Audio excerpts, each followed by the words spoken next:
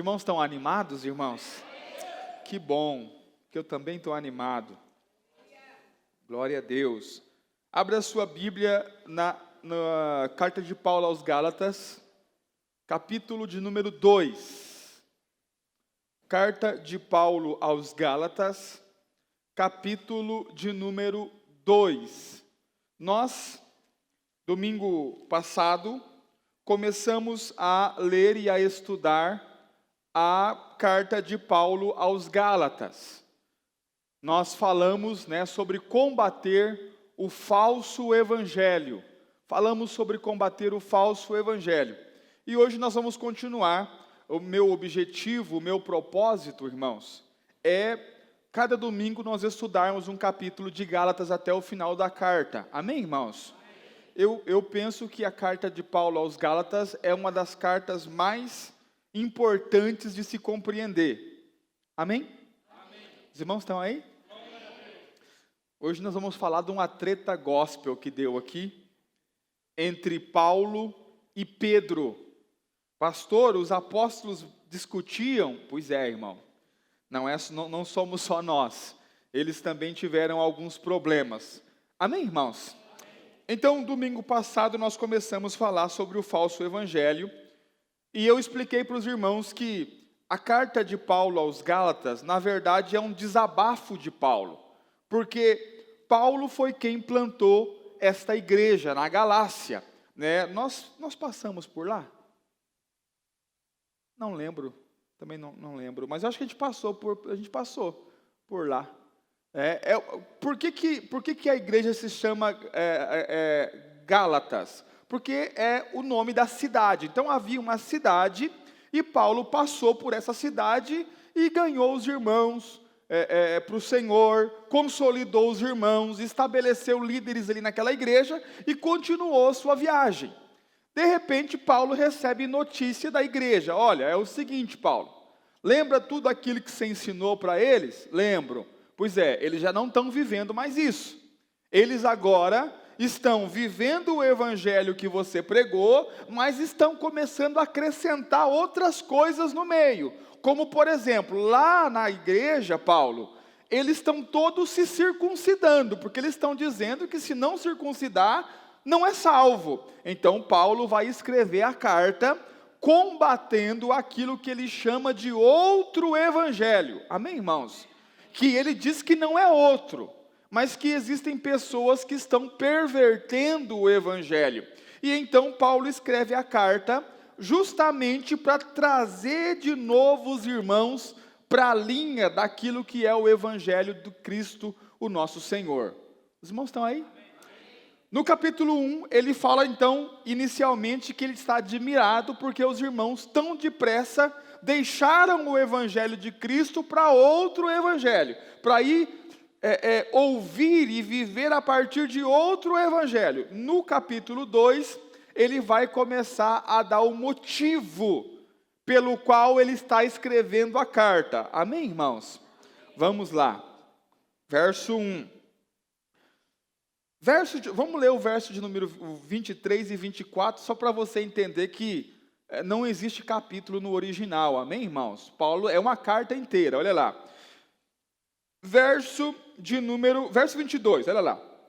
E não era conhecido de vista das igrejas da Judéia, que estavam em Cristo, mas somente tinham ouvido dizer que aquele que já nos perseguiu, anuncia agora a fé que antes destruía. É o capítulo 1, verso 22, 24. E glorificavam a Deus a meu respeito. As igrejas da Judéia não tinham visto Paulo ainda, mas eles sabiam que aquele que antes perseguia os crentes, agora também estava pregando a mesma fé, porque tinha convertido.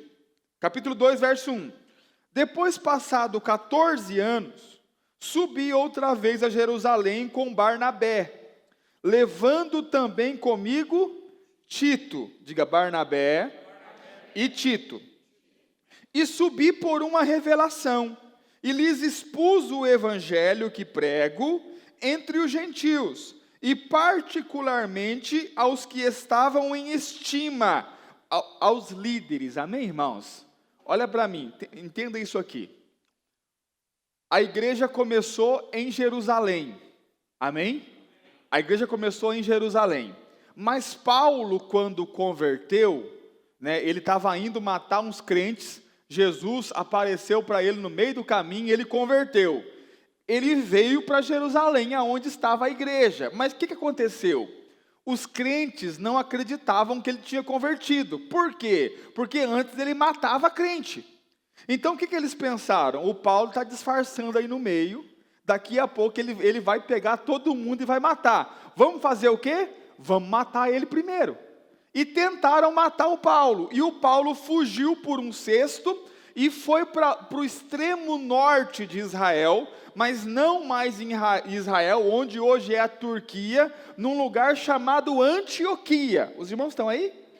E ele ficou lá 14 anos sem voltar à igreja em Jerusalém. Por quê? Porque se ele voltasse, os caras matavam ele. Depois de 14 anos, ele vem. E quando ele chega, ele diz assim, olha, é o seguinte, eu não estou pregando o mesmo evangelho que vocês estão pregando. Eu estou pregando um outro evangelho, que não é esse que vocês pregam. Observe isso, preste atenção. Verso 2, e subi por uma revelação, e lhes expus o evangelho que prego entre os gentios, e particularmente aos que estavam em estima, aos líderes dessa igreja, para que de maneira alguma não corresse ou não tivesse corrido em vão. Mas nem ainda Tito, que estava comigo, sendo grego, foi constrangido a circuncidar-se. Olha para mim, o que Paulo está dizendo? Eu fui lá em Jerusalém, eu preguei o evangelho que eu prego para eles. Ninguém disse para a gente que a gente tinha que circuncidar. Por que eles estão querendo colocar sobre vocês esse peso da circuncisão? Dizendo que o sacrifício de Cristo não é suficiente, que tem que acrescentar mais alguma coisa para a pessoa ser salva. Continuando, verso 4. E isso por causa dos falsos irmãos que se intrometeram e secretamente entraram a espiar a nossa liberdade que temos em Cristo Jesus, para nos porem em servidão, aos quais nem ainda por uma hora cedemos com sujeição, para que a verdade do evangelho permaneça entre vós. Olha para mim, preste atenção na treta da igreja. A igreja de Jerusalém mandou uns caras lá para onde Paulo estava em Antioquia. Para quê? Para espiar, para ver como é que eles viviam, para ver o que é que Paulo estava pregando, para ver como é que eles se comportavam. E o que esses irmãos perceberam? Que eles tinham uma liberdade lá que a igreja de Jerusalém não tinha. Diga assim, por quê? Porque a igreja de Jerusalém ainda guardava parte da lei. Então era cheio daquele negócio, não pode isso, não pode aquilo, não pode aquilo outro, não pode aquilo outro, não pode aquilo outro. E lá em Antioquia, os irmãos tinham uma liberdade em Cristo. E esses irmãos vieram para Antioquia para perverter esse evangelho, dizendo assim, olha, cuidado com o que você está fazendo, porque isso não é certo. Lá em Jerusalém nós não fazemos isso. E aí o Paulo repreendeu esses irmãos. Os irmãos estão aí? Sabe quem é que estava no meio desses irmãos? O Pedro. E vamos chegar lá. Observe isso, olha lá. Verso 6. E quanto àqueles que pareciam ser alguma coisa, os irmãos estão aí? Diga assim, quem? Vou te ajudar. Pedro, Tiago e João. Ele está falando dos 3 chegadinhos de Jesus. Olha o termo que ele usa. Pareciam ser alguma coisa, qual tenham sido noutro tempo, não se me dá. Deus não aceita a aparência do homem. Esses digo que pareciam ser alguma coisa, nada me comunicaram. Está dizendo assim, diziam para mim que eles eram os top. Os irmãos estão aí? Não me acrescentaram nada. Quantos conseguem compreender? Verso 7. Antes, pelo contrário, quando viram que o evangelho da incircuncisão me estava confiado, como a Pedro da circuncisão, porque aquele que operou eficazmente em Pedro para o apostolado da circuncisão, esse operou também em mim com eficácia para com os gentios, e conhecendo Tiago, Cefas, que é o Pedro, e João, que eram considerados as colunas, a graça que me havia sido dada, deram-nos a destra em comunhão comigo e com Barnabé, para que fôssemos aos gentios e eles a circuncisão, aos judeus. Ou seja, eles aceitaram o meu ministério, eles aceitaram o evangelho que eu prego. Paulo está dizendo, eles aceitaram, eles tiveram comunhão comigo, eles não me condenaram, eles não me repreenderam. Os irmãos estão aí? Verso 10, recomendando-nos somente que nos lembrássemos dos pobres, o que também procurei fazer com diligência. E chegando Pedro a Antioquia, olha lá, o Pedro foi para Antioquia, lhe resisti na cara, porque era repreensível, porque antes que alguns tivessem chegado da parte de Tiago, comia com os gentios, mas depois que chegaram, se foi retirando e se apartou deles, temendo os que eram da circuncisão. E os outros judeus também dissimulavam com ele, de maneira que até Barnabé deixou levar pela dissimulação. Paulo está chamando Pedro de dissimulado, fingido, hipócrita. Quantos estão aí? Olha para mim, o Pedro, o Tiago e o João estão na igreja de Jerusalém, aqui embaixo, amém? O Paulo está na igreja de Antioquia, lá em cima. Aí o Pedro falou, vou fazer uma visita para o Paulo. E chegou lá, só que Paulo pregava para os gentios, não para os judeus. Aí o Pedro chegou, sentou, irmão, tudo bem, na bênção, todo mundo comendo, bebendo, aquela coisa, e o Pedro na comunhão. De repente o Pedro está demorando demais. Vai lá ver o que está acontecendo. Aí mandou uma turminha. Quando a turminha chegou em Antioquia, o Pedro... Ô Pedro, você comeu com os gentios? Não, eu não. Jamais. Você está fazendo o que os gentios faz, Pedro? Não, eu não. Aí o Paulo... Vem cá, Pedro. Vamos ter uma conversa aqui com todo mundo. E o Paulo repreende ele na cara, face a face. Pedro, você é um dissimulado. Quantos estão aí? Porque antes que essa turma chegasse aí, você estava comendo e bebendo com a gente. Você está fingindo, você é dissimulado. Olha só, verso 14, preste atenção. Mas quando vi que não andavam bem e direitamente conforme a verdade do evangelho, disse a Pedro na presença de... Não foi no cantinho não, irmão. Ô Pedro, vem cá, vamos conversar. Não, foi na frente de todo mundo. Se tu, sendo judeu, vive como os gentios e não como judeu, por que obriga os gentios a viverem como os judeus? Quantos estão aí? Aqui Paulo traz, olha para mim, o ponto da carta. Qual que é o ponto da carta? Que a igreja de Jerusalém, Pedro, Tiago e João, estão querendo que os gentios vivam como se fossem judeus, guardando o sábado, se circuncidando e fazendo tudo aquilo que os judeus faziam. Só que o próprio Pedro, que é judeu, quando foi para Antioquia, não viveu como judeu. Quantos estão aí?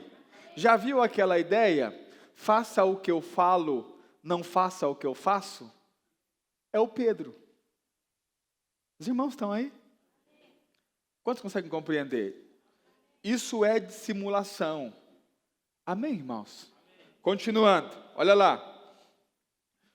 Verso 15: nós somos judeus por natureza, e não pecadores dentre os gentios, sabendo que o homem, aqui ele começa a trazer de volta o verdadeiro evangelho, olha lá, sabendo que o homem não é justificado pelas obras da lei, mas pela fé em Jesus Cristo.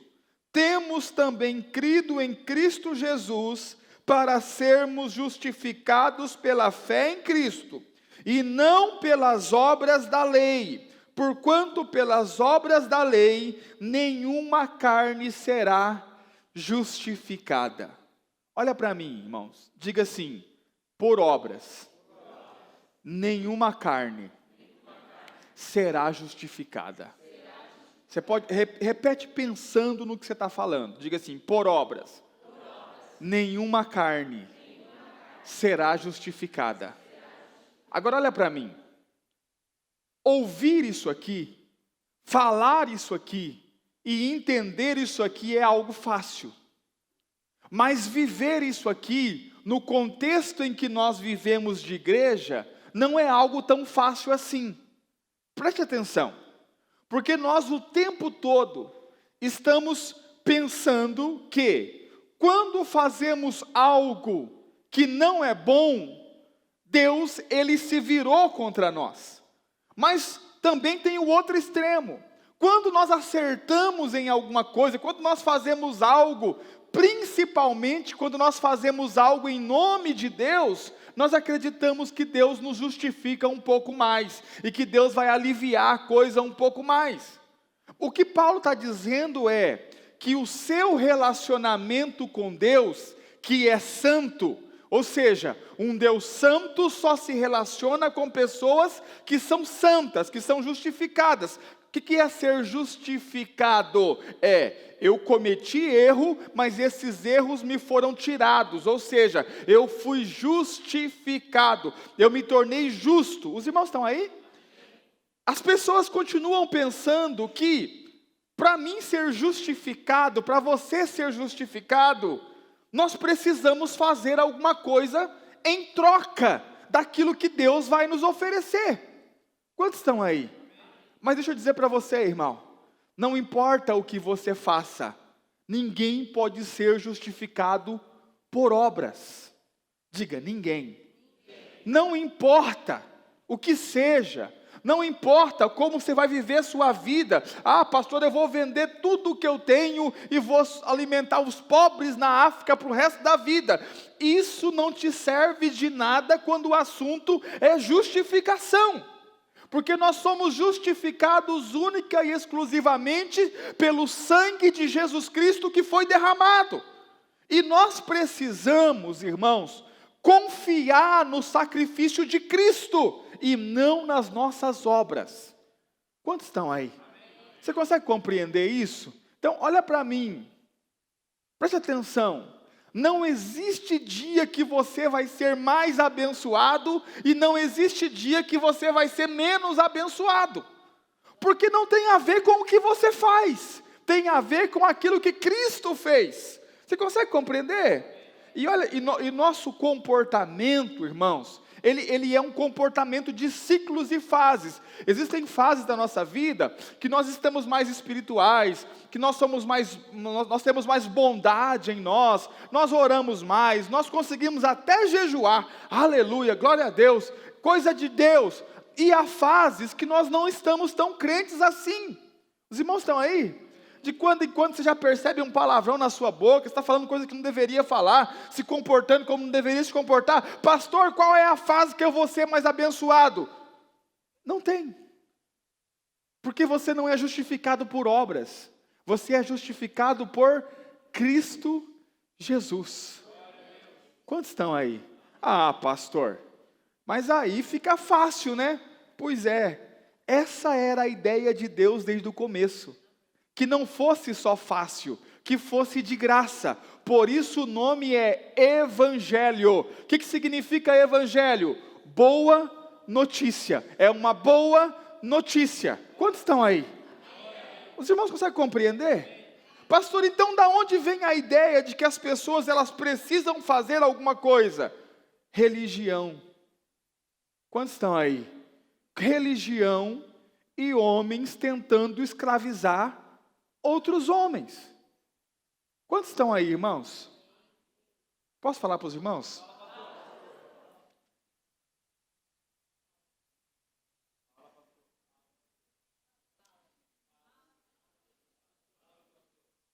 Vou falar.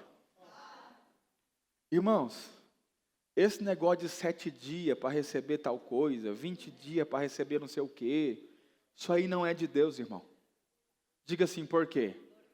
Porque se você recebe, e às vezes recebe porque Deus é bom demais, o crédito, a glória não vai para Cristo, vai para você, que com o seu esforço conseguiu.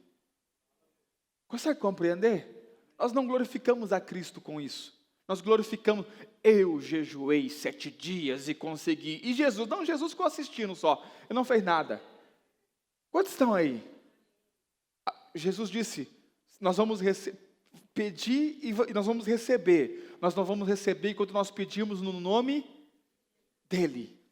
Tudo que pedires em meu nome, crendo, recebereis. Não é tudo que você fizer campanha de 7 dias. Você consegue compreender? Por quê? Porque tem gente querendo acrescentar coisas ao Evangelho. Se você fizer isso, Deus te abençoa. Se você fizer aquilo, então para que Jesus? Sendo que sou eu mesmo que vou fazer. Os irmãos estão aí? Agora, olha o Paulo, irmãos. Porque o Pedro supostamente está acima de Paulo. Ele é autoridade sobre Paulo. Os irmãos estão aí? Por quê? Porque, olha para mim, irmãos. Havia uma treta gospel aqui. Qual que era a treta gospel? Pedro andou com Jesus, Tiago andou com Jesus, João dormia com a cabeça reclinada no peito de Jesus, e o Paulo? O Paulo não andou com Jesus, o Paulo converteu muitos anos depois que Jesus morreu. Quantos estão aí? Então o Paulo chegou depois, o Paulo não tem parte com a gente aqui nesse negócio. Então o Paulo é o menorzinho, tanto é que o Paulo foi a Jerusalém para prestar conta do que ele estava fazendo. Os irmãos estão aí? O Pedro está acima do Paulo, só que o Paulo não suportou o Pedro vivendo de forma dissimulada e querendo acrescentar alguma coisa ao Evangelho. Quantos estão aí? E aí, olha só, irmãos, nós temos que ser, como Jesus disse, né? Nós temos que ser mansos como uma pomba, mas também precisamos ser astutos como uma serpente.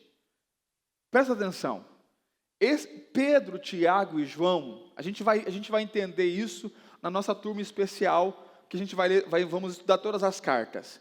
Eles viviam atacando o Paulo o tempo todo. Eles não aceitavam o Paulo, eles não gostavam do Paulo. E o Paulo quase nunca se defendia.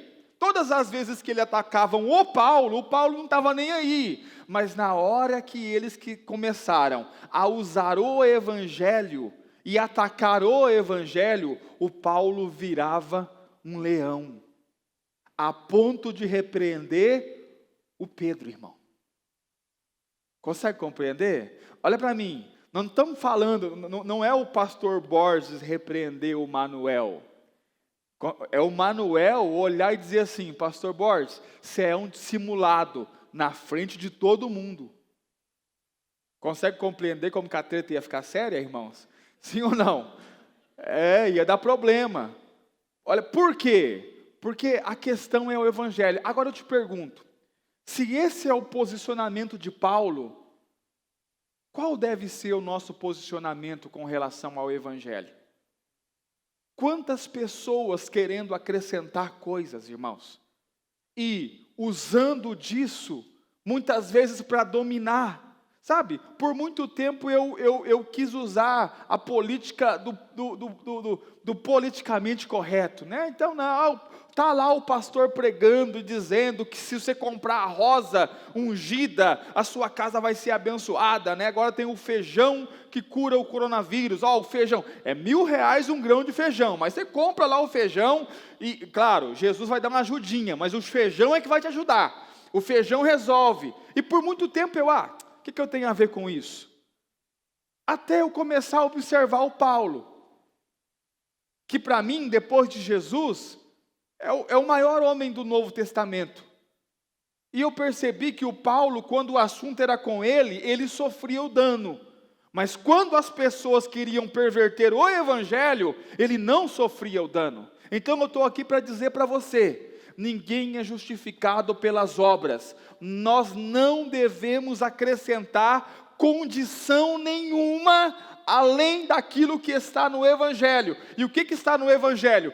Cristo é suficiente. Os irmãos estão aí? Pastor, mas não é assim. Irmãos, a Bíblia diz que Deus justifica os ímpios. Não são os crentes, presta atenção, justificar crente para Deus é fichinha.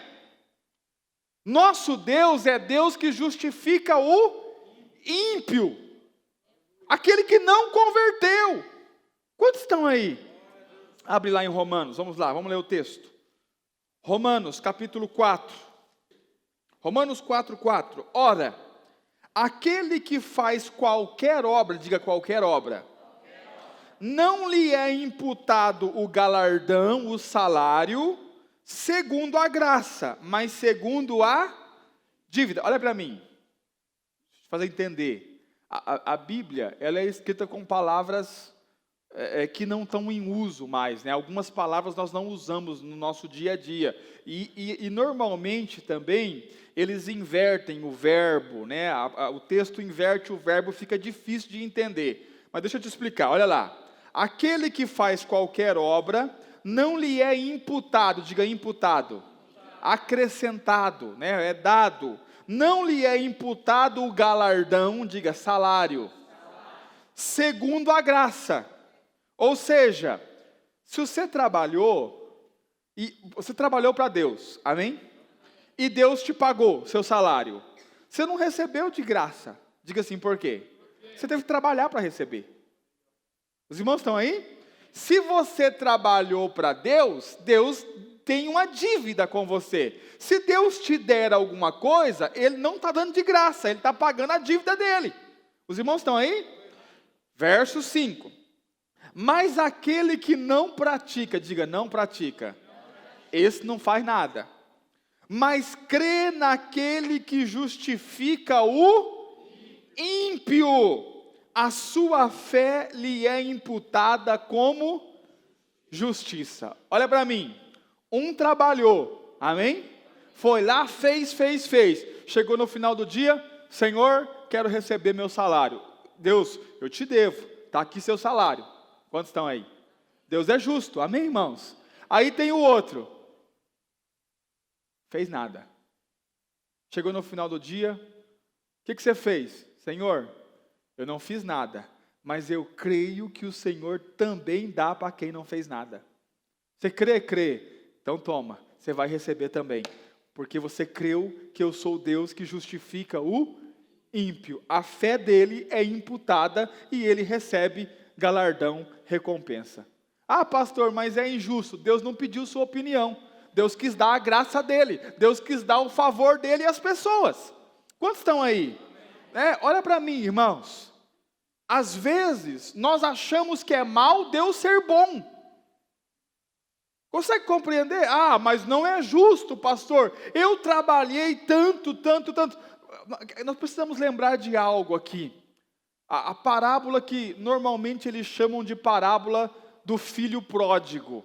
Mas eu não digo que é a parábola do filho pródigo. Eu digo que é a parábola dos dois irmãos atrapalhados. Porque os dois eram atrapalhados. Os irmãos estão aí?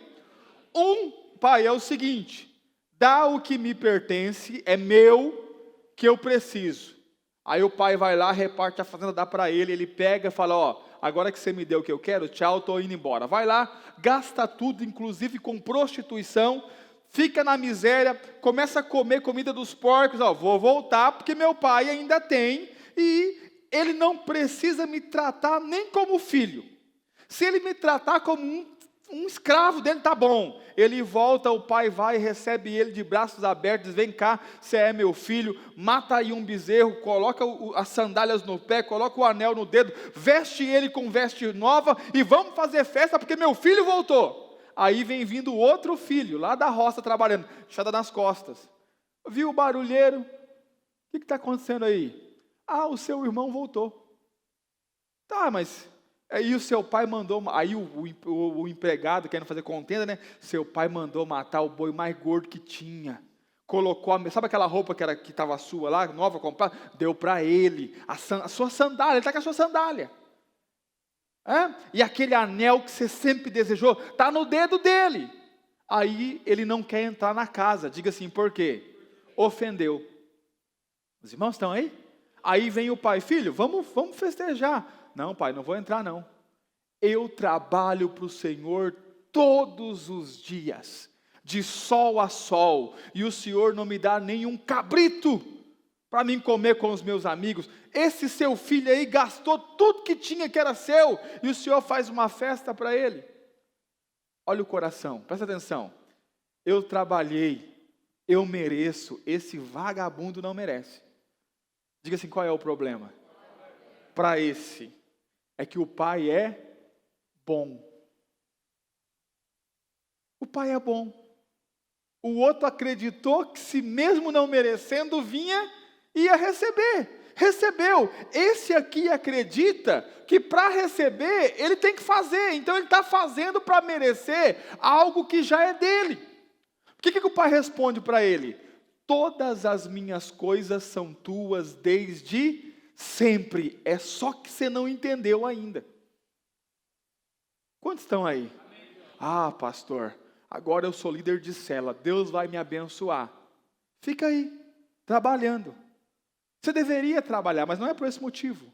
Porque o amor de Deus, a graça de Deus, a justificação de Deus, você já tem, de graça. Os irmãos estão aí? Nós não estamos tentando servir a Deus para conquistar algo de Deus. Nós não estamos tentando servir a Deus para ver se Deus nos abençoa mais. Porque isso não tem nada a ver com o que nós fazemos. Deus é bom. Ponto. Quantos estão aí? Só que isso deixa algumas pessoas indignadas.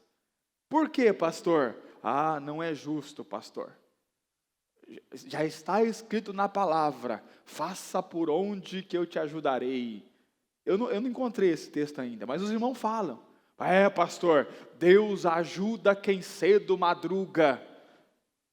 Não, a Bíblia diz que Deus dá aos seus enquanto eles dormem. Consegue entender? Quantos estão aí?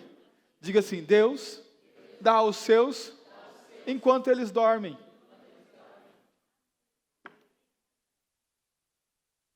Quantos estão aí? Você sabe por qual motivo Caim se irou tanto com o seu irmão Abel, quando a oferta dele não foi recebida? 2 motivos. Primeiro, porque Deus aceitou Abel, e não aceitou a Caim. Amém, irmãos? Segundo motivo, por causa do esforço que Abel precisou fazer para levar a oferta, enquanto que Caim não esforçou nada. Ou melhor, ao inverso. Caim se esforçou e Abel não se esforçou nada. Porque olha para mim, qual foi a oferta de Caim? Fruto da terra. Deveria ser um mato só, ele precisou lavrar a terra, tirar o mato, plantar, aguar, regar aquilo ali, cuidar, cultivar, tirar as ervas daninhas que já estavam na terra. Teve que colher, botar nas costas, carregar e levar para Deus. Os irmãos estão aí? E a oferta de Abel? Nasceu. Quem deu a luz foi a cabra. Não precisou carregar, o bichinho andava sozinho. Consegue entender? O que Abel fez? Nada, diga-se, porque ele ofereceu das primícias das ovelhas, ou seja, provavelmente era um cabritinho novo que ele ofereceu. Olha só, O bicho nasceu, mamou na mãe, ele não precisou fazer nada. Ele levou lá e ofereceu a Deus. O Caim está trabalhando há quase 1 ano pela oferta. O Abel está dormindo. Aí os dois levam a oferta. Quem é que Deus aceita? O Abel. O Caim falou, não. Está errado. Aí a ira vem e toma conta do coração dele. Diga assim, por quê? Porque tem gente que não acredita que Deus é bom.